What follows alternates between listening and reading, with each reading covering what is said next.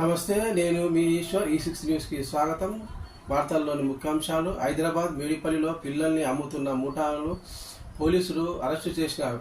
16 మంది చిన్నారులను అమ్మినట్లు గుర్తించారు. అయితే ఆ చిన్నారులను శిశు విహార్కు తరలించే ఏర్పాటు చేస్తుండగా ఇన్నాళ్లు వారిని పెంచిన మహిళలు కన్నీటి పరంతలమయ్యారు.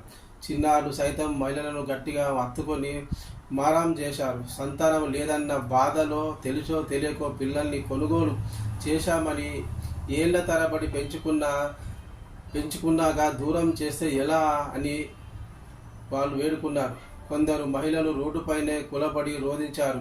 కొన్ని సంవత్సరాలుగా తల్లి ప్రేమను పంచాం, మా కన్న బిడ్డ వలె సాదుకున్నాం అని అల్లారుముద్దుగా పెంచుకున్నాము. పాప నా దగ్గర ఉండదు అని తెలిసి మేము ఎంత నరకం అనుభవిస్తామో మీకే తెలుసు అంటూ రోధించిన అమ్మలు పెంచిన తల్లి ప్రేమను వెలకట్టలేము. వారి బాధలు ఎలా తీరుతాయో మరి చూడాలి.